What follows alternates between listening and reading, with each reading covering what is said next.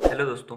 आज मैं आपका चैप्टर संख्या पद्धति से रिलेटेड वीडियो लेके आया हूँ। इसकी क्या क्या खास बातें हैं जो अपन पार्ट 1 में पढ़ेंगे, और एक दो पार्ट अपन इसके बेसिक्स से अपन सीखेंगे, और अगले वाले पार्ट में फिर अपन क्वेश्चन करेंगे। इसलिए इससे जुड़े रहें, और अगर चैनल सब्सक्राइब नहीं किया हो तो ज़रूर करें, ताकि आपको कंपटीशन में मैथ्स, रीजनिंग, जीके, हिंदी, इन सब से रिलेटेड वीडियो हमेशा टाइम टू टाइम मिलते रहेंगे, और आपको एग्ज़ाम के नोटिफिकेशन के बारे में भी बताया जाएगा हमेशा टाइम टू टाइम। इसलिए प्लीज़ ज़रूर करें सब्सक्राइब और बेल आइकन को प्रेस करें। हाँ, तो शुरू करते हैं। कंपटीशन क्लास का है ये वीडियो, संख्या पद्धति। तो संख्या पद्धति में आपको संख्याओं के बारे में जानकारी होनी चाहिए। अलग अलग संख्याओं के नाम अलग अलग होते हैं, ठीक है। तो किस तरीके से आपको क्या क्या नाम पता होना चाहिए वो आपको मैं बता देता हूँ। सबसे पहले आपको संख्याओं में क्वेश्चन अगर जो बनता है हमारे पास, संख्याएं कहाँ से आई हैं, तो सबसे पहले संख्याओं के बारे में आपको जानकारी होनी चाहिए कि सबसे पहले मैं बात बता देता हूँ आपको। सबसे पहले संख्याओं का इजाद हुआ प्राकृत संख्याओं से। कहाँ से?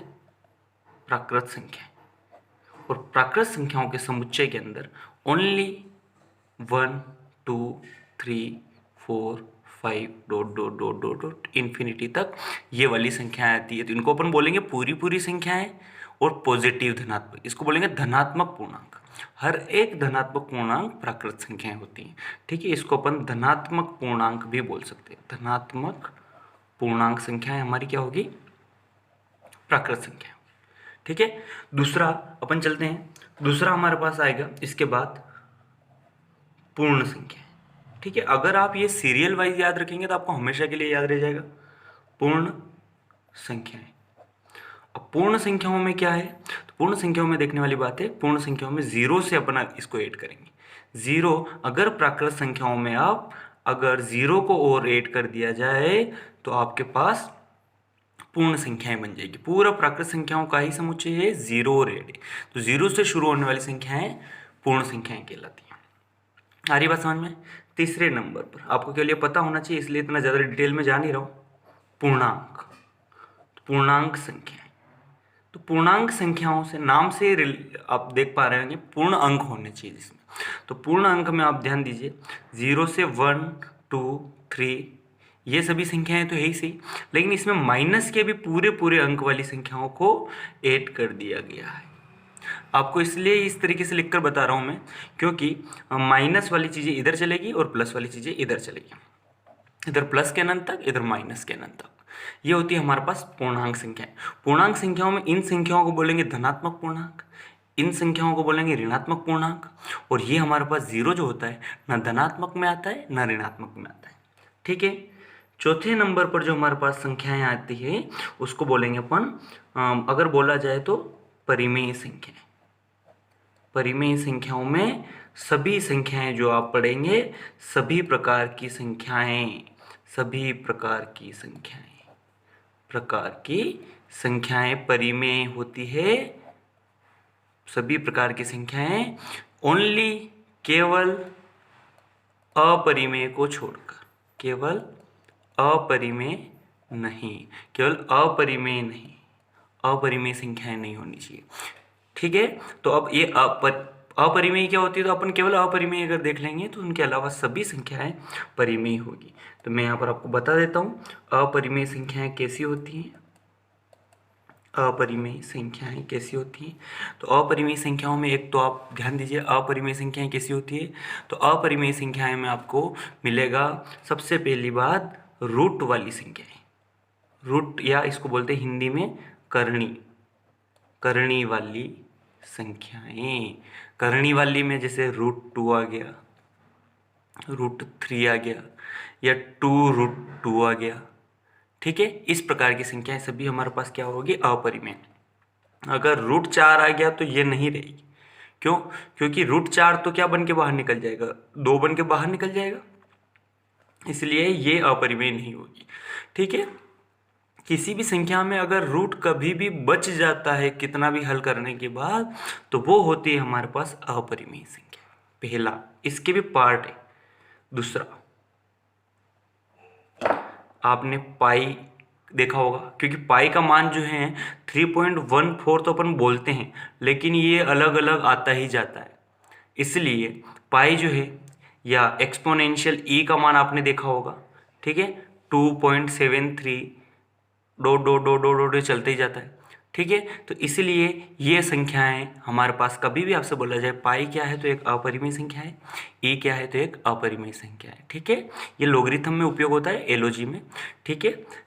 तीसरा इसका पार्ट होता है, इसको अपन बोलेंगे, अगर आपको कभी भी अशांत अनावर्ती संख्याएं दिख जाए, अशांत अनावर्ती संख्याएं, अशांत अनावर्ती संख्याएं, अशांत अनावर्ती संख्याएं मतलब जिनका दशमलव प्रसार अशांत अनावर्ती हो। जैसे मेरे पास अगर संख्या आ गई 5.123 आ गया, लेकिन यहाँ पर आ गया 5 6 7 9, हर कुछ आता जा रहा है।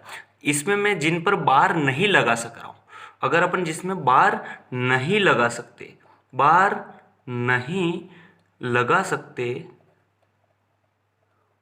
बार नहीं लगा सकते और दशमलव प्रसार आता ही जा रहा है, तो वो हर एक संख्या हमारी अपरिमेय संख्याओं की कैटेगरी ले लेगा। लेकिन परिमेय संख्याओं में बार वाली परिमेय संख्या में आएगी। जैसे अगर आपसे बोला जाए कि 2.77777, तो ये हमारे पास परिमेय है, क्योंकि यहाँ पर अपन 2.77 के ऊपर अपन बार लगा सकते हैं, इसलिए ये परिमेय में आ जाएगी। बाकी आपको मेनली अपरिमेय को याद रखना है, क्योंकि परिमेय नहीं पूछता है। अपरिमेय में एक तो अगर कभी भी संख्याओं में रूट बच जाए कितना भी हल करने के बाद, तो वो अपरिमेय होती है। दूसरा पाई और ई, और तीसरा जिनका दशमलव प्रसार अशांत अनावर्ती हो, वो संख्याएं अपरिमेय कहलाती है। और इन सभी संख्याओं का एक मेन जो संख्याएं होती है वो होती है वास्तविक संख्याएं।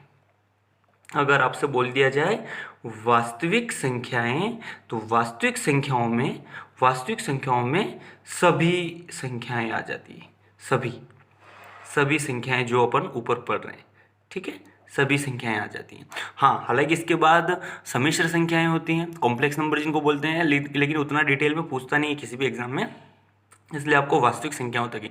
वास्तविक संख्या अगर बोली जाए तो उसमें परिमेय, अपरिमेय, रूट सभी संख्याएं आ सकती हैं।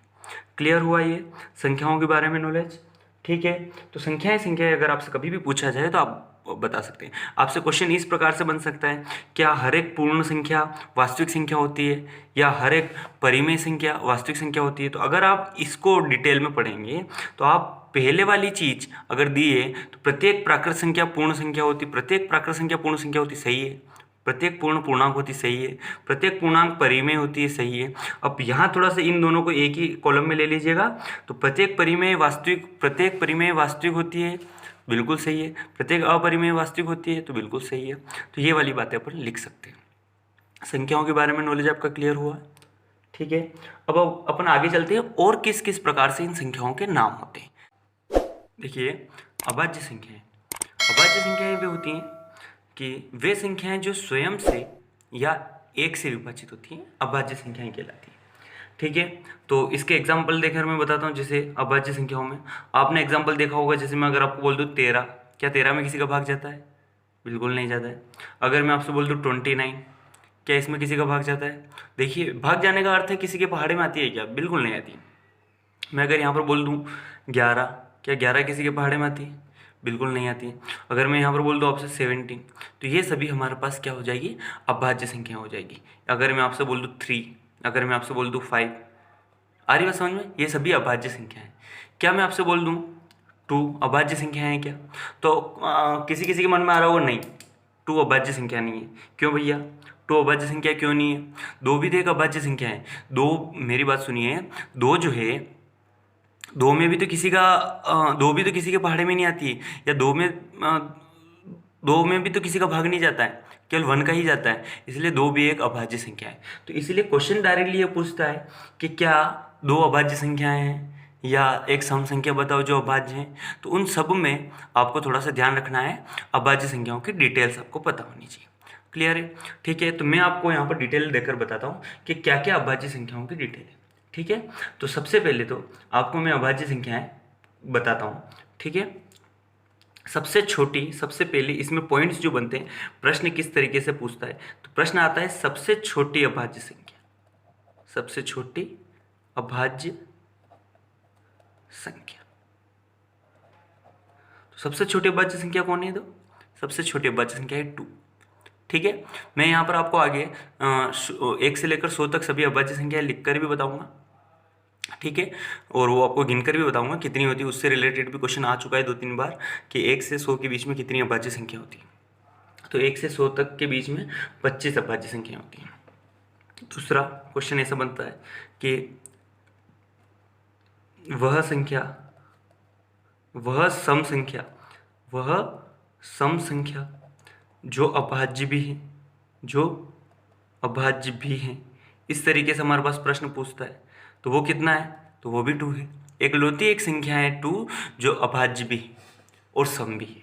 और यहाँ पर मैं आपको बता देता हूँ तीसरा कि एक जो अपन 1 बोल रहे हैं, क्या 1 में भी तो 1 का ही भाग जाता है, लेकिन 1 को एक ऐसी कैटेगरी में रखा गया है 1 न तो भाज्य है और न ही अभाज्य, न तो भाज्य है और न ही अभाज्य। इसको जरूर याद रखिएगा, 1 न तो भाज्य है और न ही अभाज्य।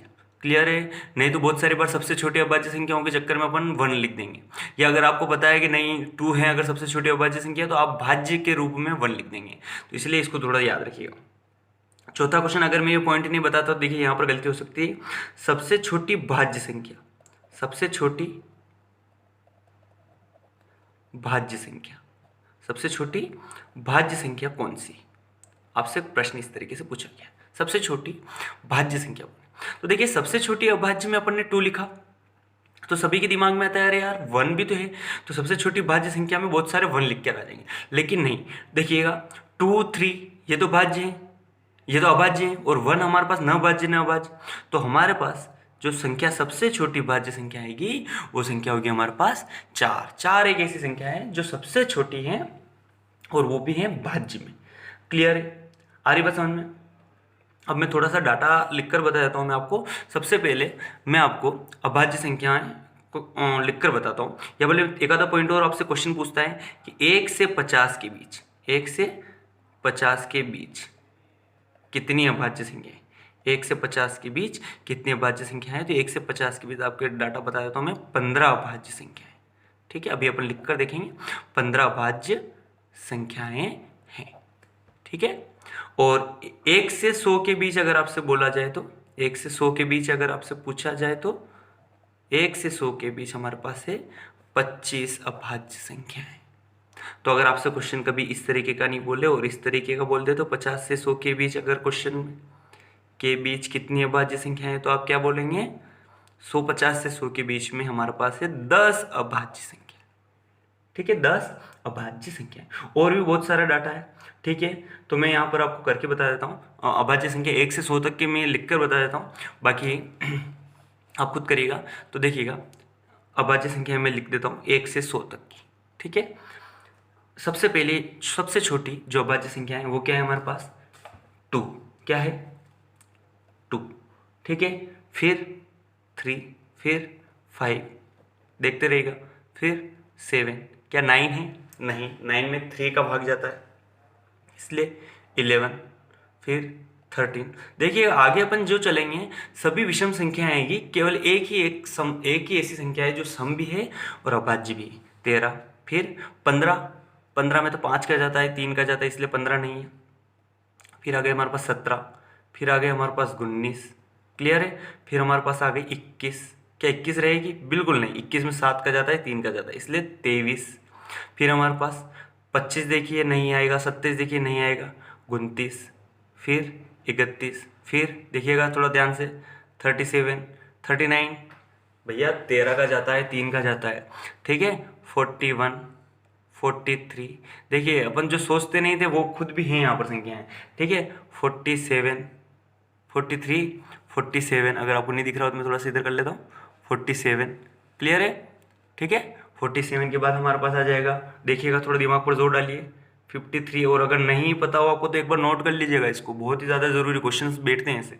53, 59, ठीक है, 61, 67, 71, 73, 79, 83, 89 और 90 से 100 के बीच में आपको यहाँ पर लिखकर बताना है और कमेंट में आपको आंसर भेजना है। ठीक है, ये वाला मैं आपका कॉलम छोड़ रहा हूँ, यहाँ पर आपको कमेंट में आंसर देखूंगा। 90 से 100 के बीच में कितनी संख्याएं होती है और वो संख्याएं आपको यहाँ पर लिखकर बतानी है। ठीक है, क्लियर है? अभाज्य संख्याएं क्लियर हुई? अभाज्य संख्याओं के बारे में डाटा क्लियर हो? अगर आपको कोई भी क्वेश्चन में क्वेरी हो तो आप जरूर पूछिएगा अभाज्य संख्याओं से रिलेटेड। ठीक है, अब देखिए और कौन कौन से प्रकार की संख्याएं हो सकती है, तो चलिए मैं आपको बताता हूँ और कौन कौन से प्रकार की संख्याएं हो सकती हैं।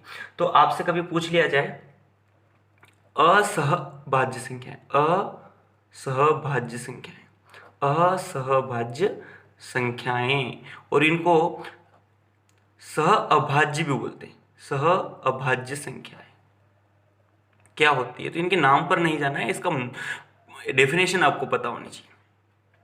तो ये सदैव दो संख्याएं होती है, दो का जोड़ा होती हैं। तो वे दो संख्याएं जिनका HCF मतलब मस 1 हो, ठीक है, वो कहलाती है असहभाज्य संख्याएं। एग्जाम्पल मैं आपको देकर बता देता हूँ। ठीक है, एग्जाम्पल देखिएगा। एग्जाम्पल जैसे मैं आपको बोल दूं 2,5, क्या इनमें कोई कॉमन फैक्टर है? नहीं है। अगर मैं बोल दूं 4,9, इनका भी HCF 1 है, आप करके देखिएगा। ठीक है, 10, अगर मैं आपको यहाँ पर बोल दूं 10,13, क्या इनका कोई कॉमन फैक्टर है? बिल्कुल नहीं है। बहुत सारी ऐसे एग्जाम्पल्स आपको मिल जाएंगे। ठीक है, असहभाज्य संख्याएं कभी भी अकेली नहीं होती हैं, ये हमेशा दो का जोड़ा होता है, और वे दो संख्याएं जिनका HCF सदैव 1 हो। इसके बाद भी और कई प्रकार की संख्याएं होती है, जैसे सम संख्याएं, आपको पता ही होगा। सम संख्याएं वे संख्याएं जिनमें 2 का भाग जाता है। ठीक है, इसको नहीं लिखवा रहा हूं मैं। विषम संख्याएं जिनमें 2 का भाग नहीं जाता है, सिंपल सी बात है। ठीक है, अपरिमेय परिमेय अपन पहले देख चुके हैं। और अगर देखा जाए तो कभी आपसे पूछ लिया जाए, ऐसा क्वेश्चन आता है, और अगर नहीं बनता है तो बहुत ही बुरी बात है। अब आपसे बोल दिया जाए कि पूर्ववर्ती संख्या, अब अगर मेरे पास ये सीरीज दी है और इसमें पूछ लिया जाए कि 23 से पूर्ववर्ती कौन है, तो 23 से जस्ट पहले कौन लिखा है? 19। तो ये हमारे पास पूर्ववर्ती संख्या है। ठीक है, तो पूर्ववर्ती मतलब पहले वाली, ठीक है, जो पहले दी है। और आपसे अगर पूछा जाए पूर्ववर्ती के बाद अनुवर्ती संख्या, अनुवर्ती मतलब बाद वाली संख्या हमारे पास अनुवर्ती संख्या कहलाती है। इसके बारे में तो 23 की अनुवर्ती संख्या कौन है? 29 इस सीरीज में। बाकी आपसे क्वेश्चंस अलग अलग तरीके से पूछ सकता है। आगे बात समझ में, तो लगभग किन किन प्रकार की संख्याएं होती हैं, क्या क्या संख्याओं के नाम होते हैं, वो अपन इस वाले पार्ट में पूरा कर चुके हैं। ठीक है, अपन इस संख्या पद्धति का भी 1-2 लेक्चर बाकी है, और नेक्स्ट वाले पार्ट में मैं आपको भाजकता के नियम और इकाई के अंक की गणना करना सिखाऊंगा, जो काफ़ी इंपॉर्टेंट है एग्जाम की दृष्टि से। एक क्वेश्चन वहाँ से बनता है। ठीक है, कोई भी आप कंपटीशन एग्जाम की तैयारी कर रहे हो, क्वेश्चन संख्या पद्धति से रिलेटेड ज़रूर बनता है। और अगर आपने संख्या पद्धति का टॉपिक क्लियर कर लिया तो आप हर एक पार्ट आगे अच्छी तरीके से सीख पाएंगे। Okay, thank you.